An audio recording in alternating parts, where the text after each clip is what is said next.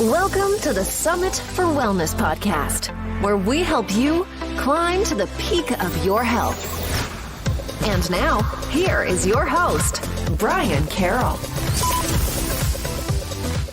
What's up, everyone? I'm Brian Carroll, and I'm here to help people who have an injury or illness that holds them back from enjoying the outdoors. And today we have Casey Poe Campbell joining us to talk about ways to nourish your skin from the inside out.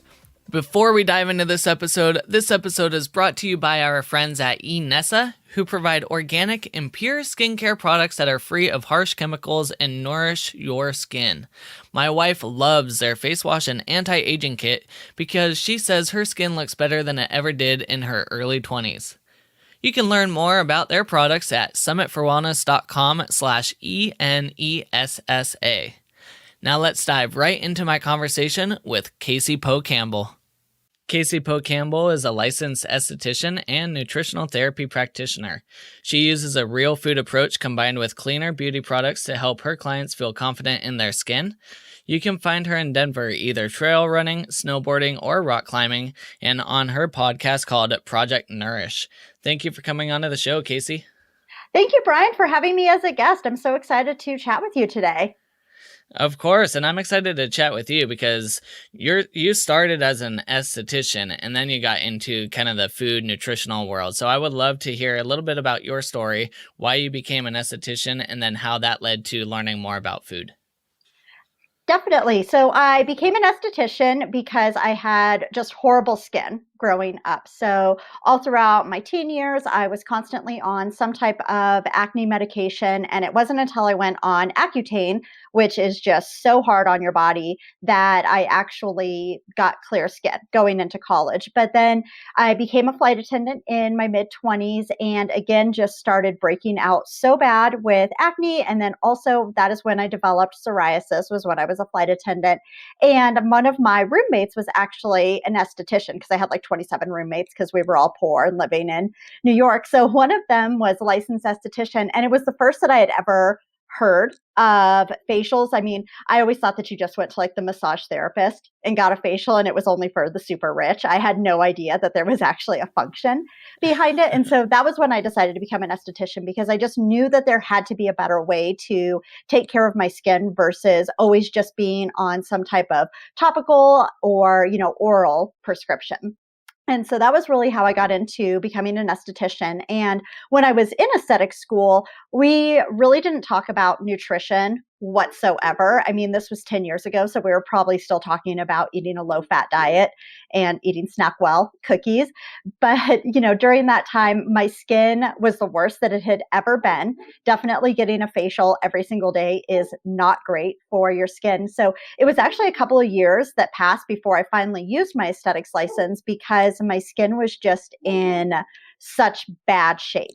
Now, fast forward to, I used to live in Dallas, Texas, and I started just doing some chemical peels on the side because I needed to pay for a triathlon bike. Apparently, I have very expensive taste in bicycles. So I just started doing some chemical peels on the side to pay for this bike. And during that time, I realized that I started talking to my clients a lot more about nutrition, because I had done something called the Whole30, which I know you're familiar with. And during this nutritional reset, I realized, oh my goodness, this is the first time that my skin is truly clear and glowing. So maybe there is something to this whole nutrition piece. So I just started talking to my clients a lot more about the nutrition piece of it. And that was when I decided to enroll in the Nutritional Therapy Association program, because I was like, well, maybe I should know a little bit more about this whole nutrition piece. When you went through that program, did that open up a whole new world for your the work you're doing as an esthetician, or was it pretty similar to what you learned through the Whole30? It definitely opened up a whole new world for me, just knowing, okay, things like low stomach acid, how much of an impact that can make on our health, when I always thought, we had way too much. I mean, if you watch any of the commercials, we all think that we're running around with way too much stomach acid, or just what a key role our digestion and our gut microbiome basically makes in our whole entire life. And since you mentioned chemical peels, I have no idea what's in that, but it sounds pretty brutal. Do you still do chemical peels, or what's your thoughts on those now that you look more at the internal workings of the body? I think chemical peels are awesome still. I mean, there's a part of me that's, will never give that up. But I do think that the ingredients you are using in the products that you apply topically absolutely matter. And as we have become more savvy consumers and just aware of some of the harmful ingredients that could potentially be in our skincare products, I think that it's very important to be cognizant of what we are putting on our skin. But, for me, I still do a chemical peel like once a month, just so what it does basically is it just enhances your skin's natural shedding process. And it doesn't have to be, there's mild chemical peels, like anything that an esthetician is going to do is going to be pretty mild. I mean, you can go to the derm and get some serious stuff done where you definitely look like a lizard. Or have you ever seen that episode of Sex and the City where Samantha gets a peel? That's what everybody thinks of, where her face is just like blistering and red. Like you don't have to look like that with a chemical peel. So there's better options out there than yes, than there to melt are. the whole face off. Yes, yeah, you don't have to melt your face off in order to get a good result with a peel. In fact, sometimes you can be a little bit too aggressive, and that isn't necessarily good for your skin either, because you can just create a lot more inflammation in there. So more is not always better. And then you had mentioned how stomach acid could influence how your skin looks. So can you talk about how that can play a role, and what does your digestive system have to do with what's on your skin? Mm-hmm. Yeah, definitely. So, like when we think about our digestion, we have to think about, okay, are we actually absorbing the nutrients that we are putting into our skin? So this was something that was brought to my attention before I went to nutritional therapy school. I worked with a registered dietitian because I was training for a half Ironman triathlon. And during this time, I started gaining weight and I just was not feeling all that great. I was getting dropped by my normal people that I rode with all the time. And so through working with this dietitian, I realized, oh, okay, I'm not actually digesting my food because I had like chunks of food in my poop. And that was, the first question she asked me. And I was just like so aghast, like, oh my gosh, we're going to talk about poop. But now I talk about it all the time. So during that, it really just opened my eyes to the importance of digestion. And then through the nutritional therapy program, when we learned about stomach acid and it being incredible, like if it's low, then we're not necessarily digesting those foods and we're not able to absorb those nutrients. So actually, I was reading an interesting article earlier this morning about the gut microbiome. And one of the points that was made was about low stomach acid and how it can allow for the overgrowth of bacteria, so creating kind of like a SIBO situation. And this can absolutely appear on your skin in the form of acne. That's super fascinating. So since we're talking about the microbiome, and so many people are taking probiotics now and they're trying to figure out what the heck this microbiome stuff is, do you think that the overuse or underuse of probiotics could influence the way the skin is looking? I do. I think that it's not something that people should just blanket take. Like every single person, absolutely needs this many million or billion things. What? Oh my gosh, what are they called? Like what do they measure the probiotics in? Oh my gosh, the billions of CFUs or. Yeah, I can't believe it. CFUs. Yeah. So, I think that there can definitely be, I don't want to say too much of it, but it's maybe not the best fit for some people, because I'll have people reach out to me randomly and they're like, yeah, I've been taking this probiotic and it's just making me feel terrible, but I know that I should be taking one. So I've kept taking it. And I'm kind of like, well, maybe not, because there's clearly something that maybe you are going through die-off symptoms or whatever, but at the same time, you still need to listen to your body. And just because some celebrity is taking a probiotic or some influencer you follow is recommending this probiotic, maybe your body is telling you that it's not necessarily the best thing for you at this moment. And if someone has chronic skin issues of some sort, how do they know which direction to look inside of their body? Like, how are they supposed to know maybe I'm low stomach acid or maybe I need probiotics of some sort?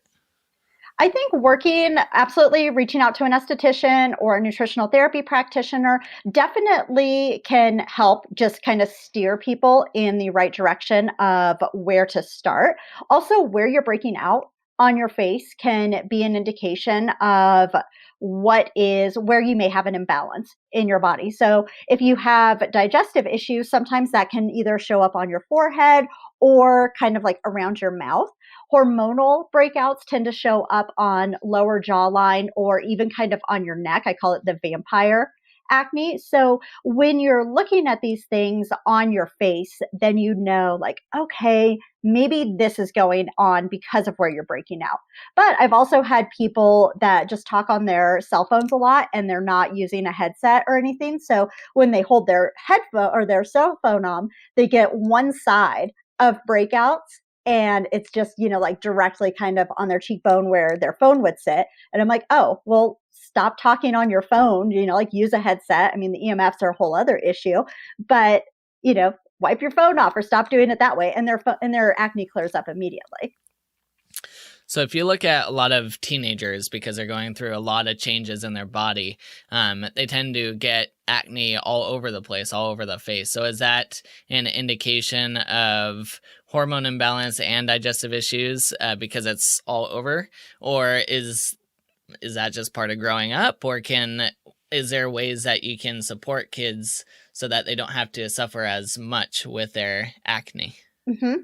Okay, so this is a little fun fact that I was reading about this morning in that same gut microbiome and skin axis article. So 85% of adolescents and young adults between the ages of 12 and 25 are affected by acne, and it represents the 8th most common medical disorder worldwide. Wow. Yeah. Wow. Right? I mean, it is just way too common. And I think so much of it, everything you mentioned definitely does play into it. I mean, there's so many different factors that go into acne. So you think about teens, they're not eating the best. They're going to be eating those really high carbohydrate diets. I mean, I lived off of Cheetos and Diet Dr. Pepper in high school. I mean, we're just... they're not eating the way that they should be, getting those proper macronutrients in. There's, some hygiene issues, like not saying everybody with acne has hygiene issues, and not necessarily washing your face all the time is the best thing for acne. But, like as you're learning and growing, you need to learn how to properly care for your skin, and also, the hormones too. So I think there's a lot of pieces to the pie when it comes to acne. And that's what makes it also just so darn frustrating, is we can't just say, oh, it's exactly this. Yeah, and I think as teenagers too, you get caught up in this roller coaster of, I have zits, I have acne, so I need to wash my face or use this product, and then you end up getting more, and so then you're getting like a whole counter full of products that you're trying to use at once, which, like you said, more is not always better, and they're always trying to battle it and knock it down. So it almost seems like teens go a little too far with the trying to clean everything up. And I think so much of that goes into the whole social aspect of it and the self-confidence piece of it. I know when I had really bad acne in high school, I was a swimmer. And so I didn't even want to go to swim practice without having a full face of makeup on. Or, I mean, I can't even imagine what it's like now with social media. And if you didn't filter a picture, just the mental side of it as well. And then, like you have that extra stress, which can additionally cause the additional breakouts. So it's such a tough situation to be in. So, I mean, I remember in high school, I would have done anything. I tried all the different products and was washing my face so many times a day, just constantly picking at it, just really doing anything. And when the dermatologist told me about Accutane and that it could clear up my acne, I don't even remember if he's talked about the side effects of it, but I didn't care. At that point, I was just so desperate for clear skin that I would have done anything. And I mean, honestly, to this day, I don't regret that decision of taking Accutane, and I would probably do it again, going forward. knowing what I know, I probably would, just because the self-confidence piece of it, I think, is so important. And so for a lot of acne commercials, you see them talk about oil going into the pores or even bacteria festering in the pores, and that's what you're kind of seeing come out to the surface. Do you think that is true, or is your body trying to expel stuff from the inside out? And is there actually a role in the health of your skin by keeping the oils on the skin? That's a great question. And yes, you do need the oil. I was, oh my gosh, talking to this chick the other day, and she was using antibacterial, like that pump hand sanitizer on her Like face. Germ-X? Yeah. Oh. On her Oh. face. And I wish you could have seen the look. Like, thank goodness we weren't on video, because it would have been like, bless her heart. But we absolutely need the oil. So, I mean, you know that every single cell in our body is built from fat or lipids. So, same with our skin. We absolutely need to have that oil on there. And so, a lot of acne clients that I've worked with, they say, oh, I'm just washing my face with some really crummy bar soap, and then my face is super dry and tight afterward because I'm going to dry out the acne. When in fact, what they're doing is their skin is thinking, oh my gosh, I actually need hydration and I need my skin to be moisturized. So it starts producing more oil. So they end up doing the exact opposite of what they were intending. And so with acne, you absolutely have to moisturize and nourish the skin. The way that I kind of like to describe it is, think about acne almost like a wound on the skin. So let's say you get a cut on your hand or whatever. Are you going to be pouring? I mean, maybe you might put alcohol on it at first, but you're not going to be scrubbing it. And like that cut, you're not going to be scrubbing it every single day and putting all of these harsh soaps on there and not putting any Neosporin or whatever you may be using on it. You're going to treat it like a wound. So that's almost what you have to think of with acne as well. So nourishing it versus really taking a harsh approach to it. And when it comes down to chronic skin conditions, what are some of the more common ones that you typically see in your practice? I see quite a bit of eczema as well as psoriasis. And occasionally around the mouth area, I'll see some atopic dermatitis, which is just basically a fancy word for inflamed skin. And a lot of times that's from a toothpaste. Oh. Yeah, which is so interesting. I'll ask, first question, I'll say, hey, did you happen to change your toothpaste? And they're like, oh yeah, I started using this super, 10 million X whitening toothpaste, and all of a sudden my mouth and lips are on fire. I'm like, okay, well, why don't maybe try? But they didn't even associate that it could potentially be the toothpaste. And, with psoriasis, I mean, having a personal experience with it. So I got my first psoriasis breakout when I first got hired to be a flight attendant and I lived in Atlanta for 6 weeks during training in a hotel, and then moved to New York City right after. So all just really, really exciting things happening, but it's also extremely stressful. And, I was living in a hotel, so definitely not eating the best. And of course, we were flight attendants, we were drinking a ton.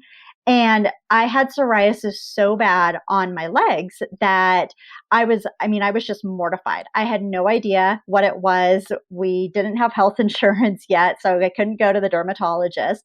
And there was actually a passenger on the plane. I had black nylons on, but you could still see the psoriasis through it. And this passenger, he handed me a flyer for some supplement, and he said, hey, I see that you have psoriasis on your legs, or you have a rash on your legs. Why don't you try this? And I was so mortified. I immediately threw it away, went to the bathroom and cried, and then went to the dermatologist and got like a steroid cream and who knows whatever else.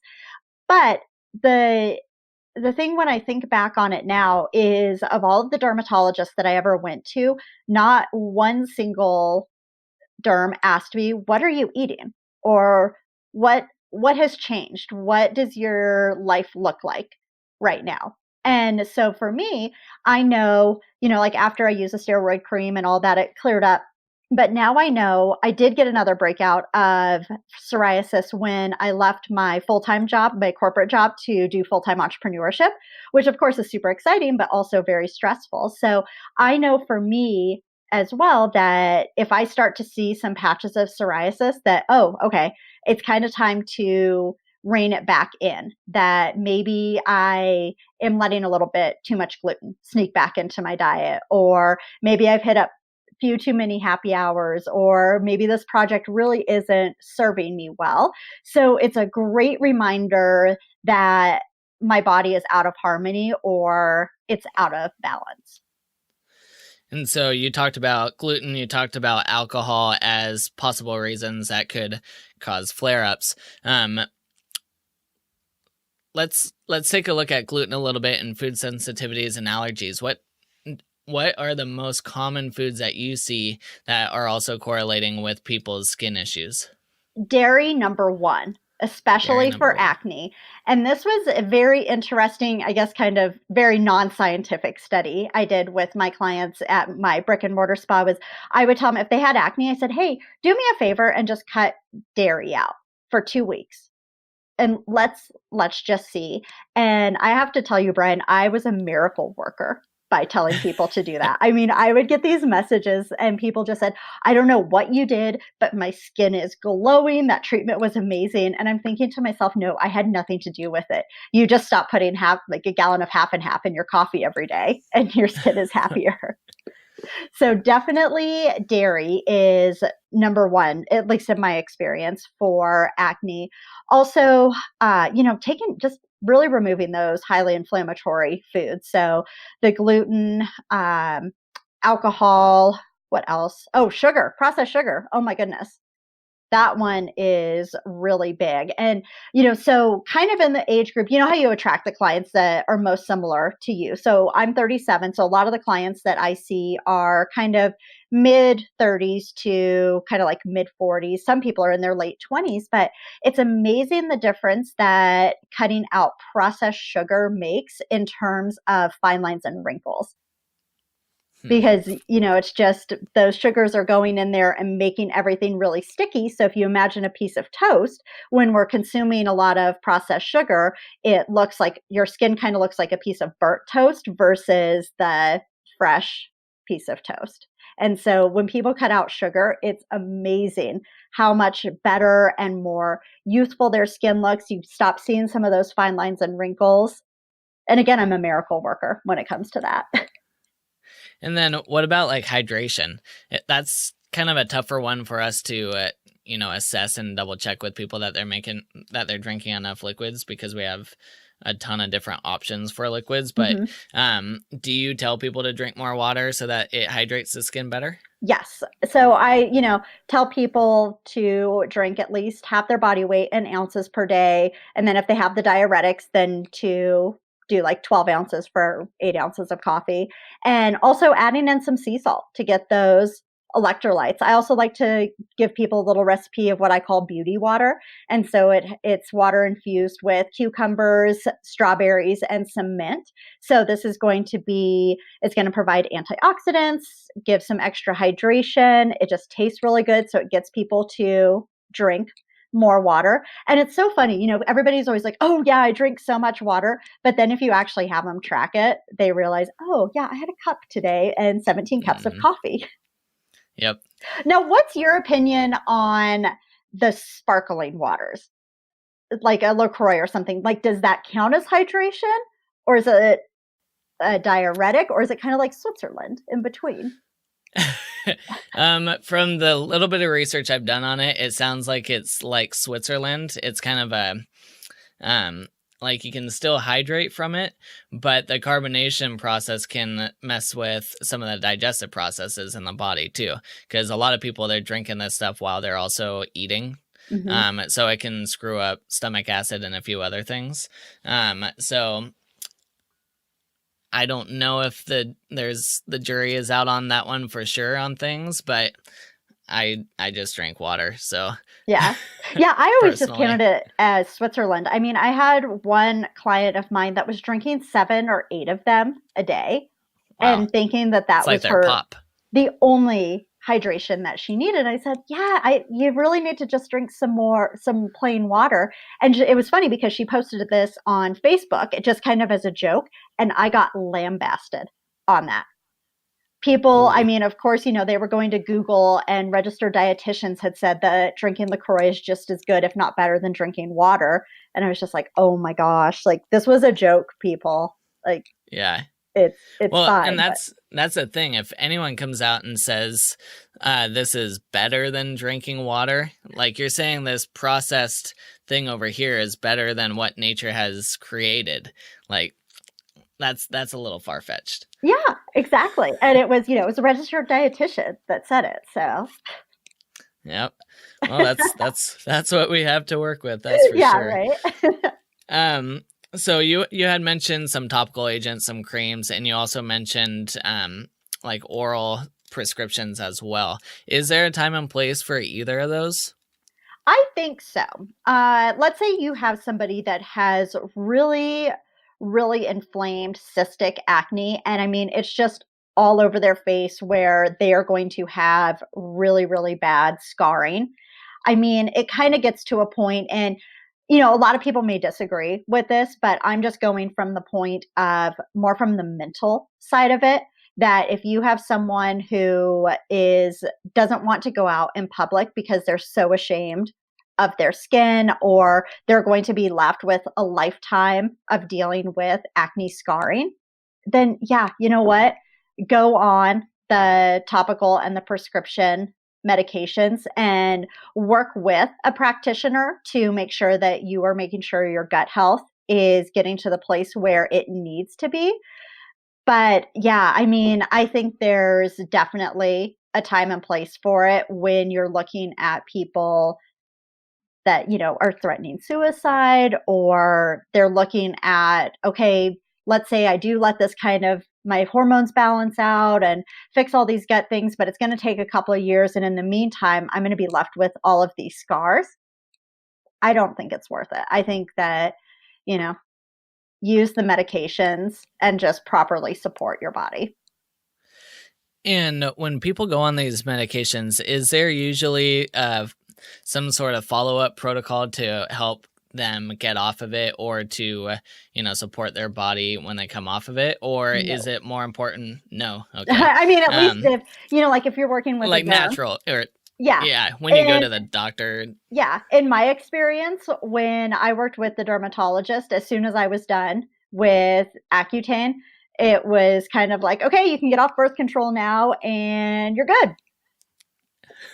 There was no conversation of, hey, maybe don't have a non-fat latte every single day. Like that could probably help your skin. But at the time, I wanted a non-fat latte and had no idea that was probably what was enhancing or like impacting my acne and my skin.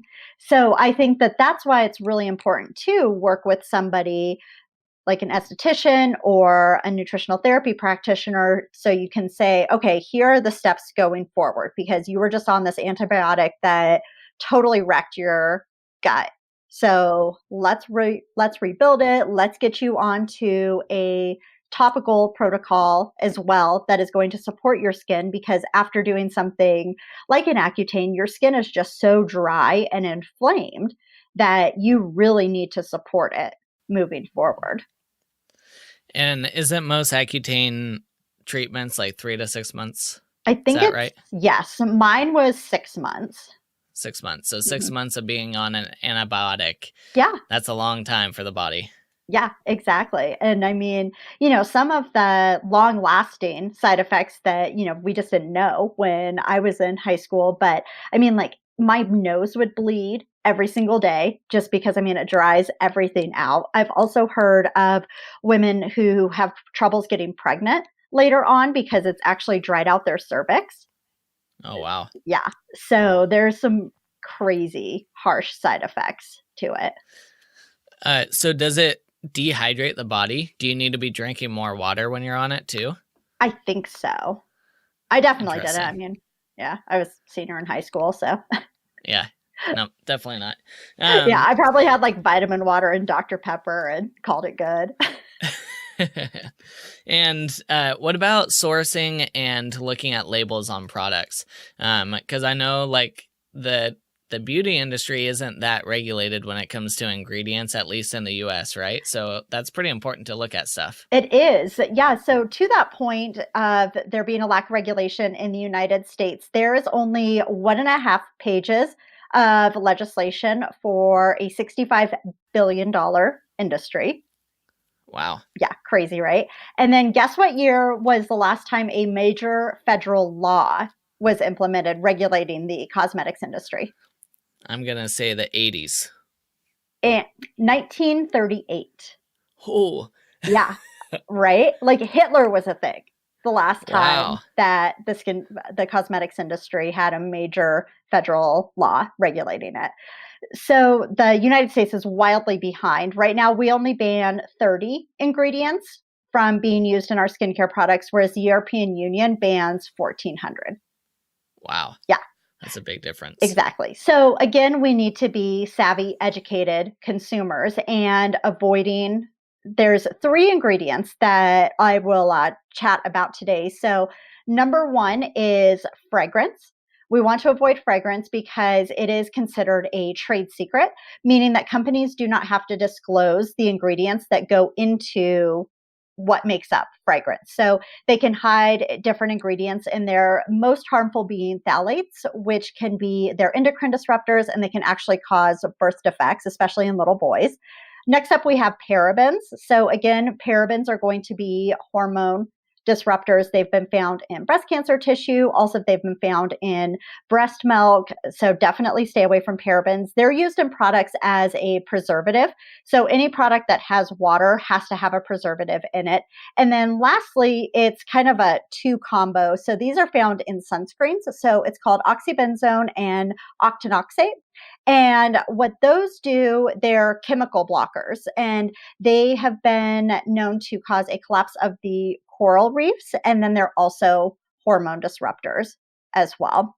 So those would be my top 3 ingredients to, just make sure you are looking out for those guys, just because they're going to have the biggest impact on your hormonal health.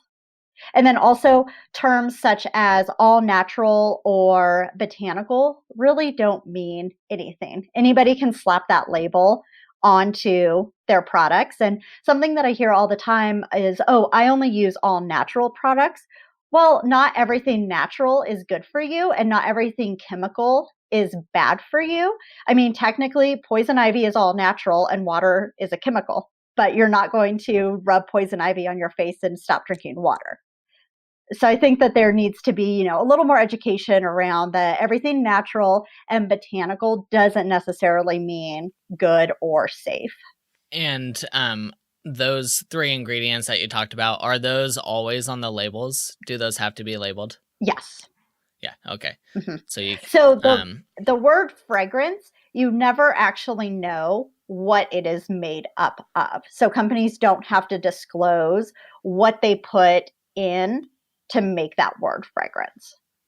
Got it. Mm-hmm. Interesting. Mm-hmm. Yeah, so it could change product to product. Oh, what's yeah. actually in that. Huh. Yep, absolutely. And, some companies will be a bit more transparent and say fragrance and in parentheses next to it with essential oils. But they don't have to list out, okay, these were the essential oils that were used. And, so for instance, there was this company that they make these body wipes. And I was like, oh, that would be so handy camping. But the last ingredient was fragrance. And I reached out to them just to see, hey, what all is in your fragrance? And they wouldn't answer me. So I'm like, red flags. I'm like, okay, I will not be buying your body wipes. Thank you very much. And you actually mentioned sunscreen. Are there better ways to use sunscreen than to go and get what is that? Like the banana something or other? Don't buy banana. I will come over and slap it out of your hand. Sorry, if you wanted to be sponsored by them, it's not going to happen. But no, not going to happen now. I know. Sorry about that, Brian. So what are the better options? better options, look for a mineral-based sunscreen. So something that has zinc oxide or titanium dioxide, those are going to be your best bets because they are going to be a physical blocker, meaning that when you look at the skin and it has a physical blocker on there, the UVB or the rays are going to be like blocked off of it. So it's kind of like a shower cap for your skin is the way that I like to say it. And I am a much bigger fan of the physical blockers versus the chemical blockers because a chemical blocker is actually absorbed into your skin. And what it does is it absorbs the UV radiation and then disperses it as heat. And so these can be the ones that cause a lot of skin irritation, as well as they can be the hormone disruptors as well. A couple of other things, definitely in sunscreens, make sure that they don't have fragrance, make sure they don't have the parabens. Also, the aerosol sunscreens, I am not a fan of them because they can contain particles that are definitely not good for you to breathe in. I mean, you think about it, like you see people in the parking lot at like the hiking trail or whatever, and they're spraying themselves and a gust of wind comes up and they get that in their face and they start coughing. You're like, how can that be good for you? And then a lot of times the aerosol sunscreens, they go on so thin that it's not actually providing any sun protection. So there are some companies that make it's like compressed air. If you're just like, I need a spray sunscreen, it comes out with compressed air, so it's not like the aerosol. So Interesting. it can, and then it goes on like kind of white. Oh yeah, that could be one downside with the mineral sunscreens is that it does, like the zinc oxide, you're going to have a whitish tint to you, but just deal with it. It's much better than killing the coral reefs. Yeah, that's what a lot of mountaineers use is zinc, and you just see their faces are just covered in that white mask of sunscreen. Yeah, but they don't want to get burned. So yeah, and that's such a good point because people think, oh, it's cold outside, I don't need to wear sunscreen. But there, you have people in some of the coldest environments on Earth, and they are slathering on the zinc because you have it reflecting off of the snow. Yep. If you ever have the inside of your nose or your ears burnt, then you'll learn very quickly how the sun can reflect off things. Oh, I have never had the inside of my nose burnt. That sounds not fun. It's not fun. Yeah. anytime your nose moves, it just hurts. Oh my goodness. Yeah, so that's one of those spots that most people don't realize until it's too late. So now you know. I do know. Yeah. I'm going to tell everybody that I know. Oh, and the other key to sunscreen is, I have 2 more points on sunscreen. Number one is higher SPF does not necessarily equal more protection. Basically, the SPF is registering, or it's marking or measuring the percentage of UVB ray that is blocked. So the difference between SPF 30 and SPF 50 is only 1%. So 30 blocks 97% of the UVB rays and 50 blocks 98% of the UVB rays.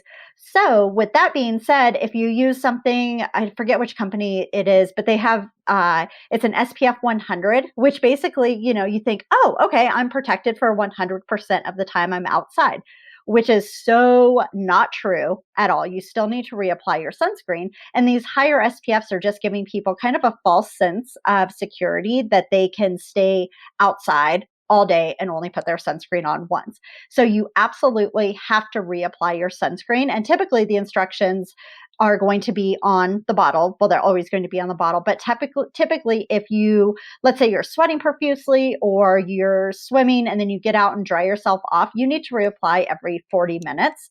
Otherwise, it's typically every 80 minutes. And then what are your 3 favorite nutrients or foods for skin health that most people aren't getting enough of into their diets? I feel like collagen is one, but it's definitely I was going to ask about that. It's getting more mainstream. So I think that people are getting it into their diet. And I remember I started selling Vital Proteins in my shop, 3 or 4 years ago. And people were like, ew, that's beef hide. Like so pretentious about it. And now everybody's like, oh yeah, it's collagen. No big deal.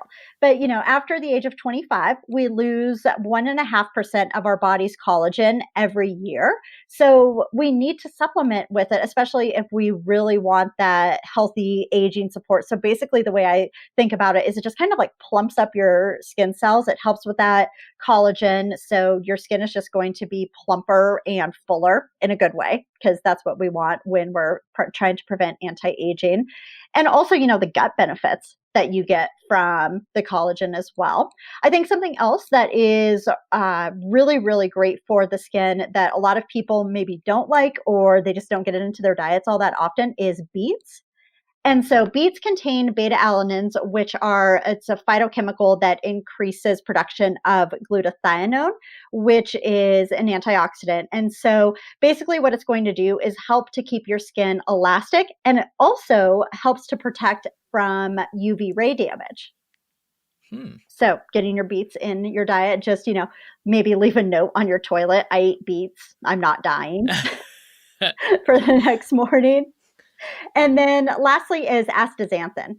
And so whether you're getting that from salmon or if you're supplementing with it, it has so many just amazing health benefits just everywhere else in our body, but also for our skin, it helps to eradicate the UV damage, and it can help with the DNA repair after the cells have been exposed to UV radiation. So I'll take it before like a really long hiking trip, or if I'm going to be outside riding my bike for a long time, I'll pop an astaxanthin right before I go, just for that extra, like from the inside out UV protection.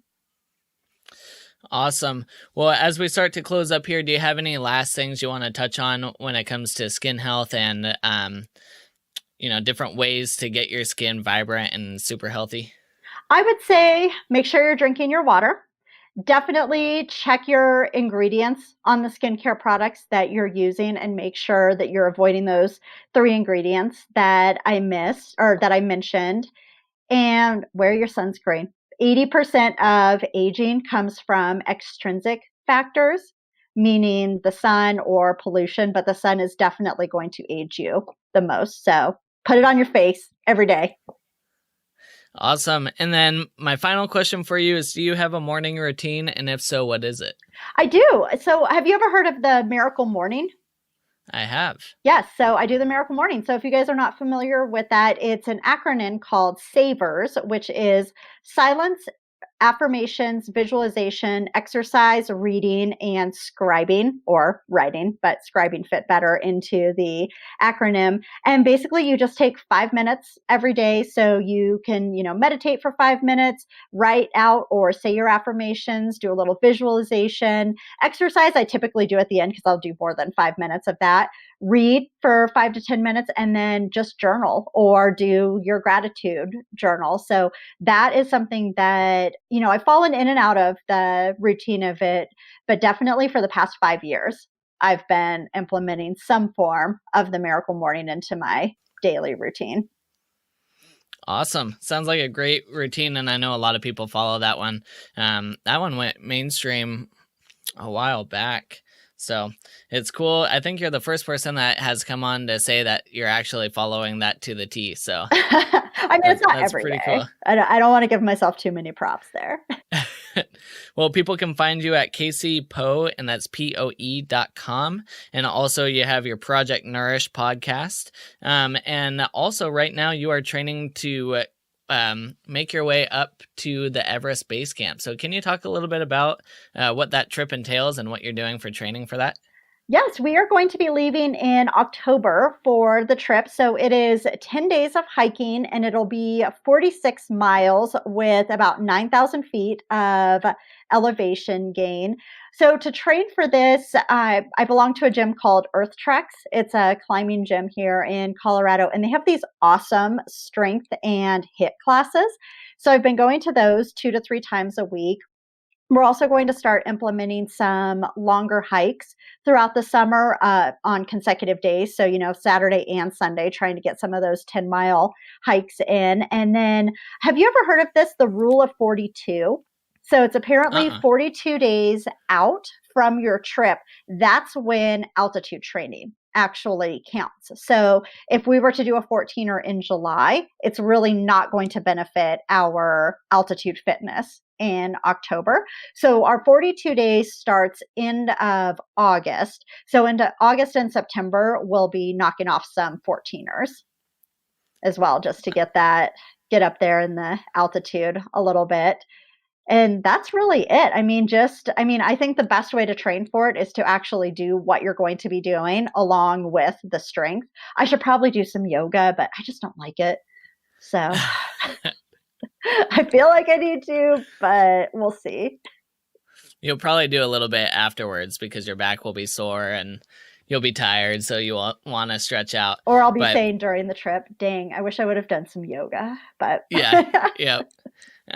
But yeah, I totally agree. Like, the best training you can do is to do something extremely similar to what you're going to be doing. So in this case, get outside, hike, play around in the mountains, and get some elevation under your feet. Yep. It's good stuff. And right now, there's all the talk going on about Everest. So what's your thoughts on what's going on up there? Oh, it's kind of a fiasco up there, is what it seems like. I mean, it's tough because here you have people that have been training and just working so hard to do this incredible feat of summiting the highest mountain on earth. But then you have people who just pay their way to get there. Yep. So it's tough because it's like, okay, who is the person that's going to decide, like, hey, you're not actually fit enough to summit. Like, you're just paying someone to drag you up the mountain, essentially. And then you look at the economy of Nepal, and that being a Sherpa is the best paid job that there is. So of course, these guiding companies and the Sherpas, they're not going to turn people away because, I mean, that's their livelihood. I mean, they make as much in a season as, I think, oh my gosh, I heard this crazy stat. Like, a Sherpa can make in one trip what, like, the typical Nepalese person makes in 4 years. I mean, Wow. Of course, they're not going to turn it down. So I think it's a tough situation because you have all of these people wanting to climb it, some who shouldn't be there, and it's just creating a mess. And I mean, people are dying because of it. Just spending that much time in the death zone and just being exposed. I mean, we're definitely not meant to be up there for sure as humans. Yeah, it's definitely tough because, like you said, you have the people that they've been training for years to get to this point, and then you have the other people that have never even put on crampons, and they're both on the same exact mountain. Exactly. Like, that would tick me off so much if I was on there and somebody showed up with crampons with the price tag still on it or something. I mean, yeah. It just, I don't know. I've never really had the desire to do Everest. It just, being cold that long just didn't, I don't know. Have you ever wanted to do it? Everest has never been one I wanted to do, more because of the political stuff with it. But K2 is definitely on my list. Okay. And now the world knows, so lucky me. Everybody's going to be going now because of you. Thanks, Brian. Yeah. Yeah, well, you'll have to report back to me and let me know how that trip goes, because I'm definitely curious on how everything looks up there and if the photos that we see is accurate or if it's, just from specific moments up there. So definitely come back and report to us. I will, for sure. Thank you so much for coming on. We appreciate it. And if people want to learn more, they need to go check out your Project Nourish podcast, and they can learn all about different stuff for their skin. Absolutely. Yeah. And then people can also follow me on Instagram at Real Talk Casey. Perfect. And we'll have all that in the show notes as well. Thank you so much. Thank you, Brad. It was a great time. Thank you again. It's amazing how complicated the skincare industry is, especially when the regulations haven't been changed in years and the labels can be extremely vague. What isn't vague is the quality of skincare products from Inessa.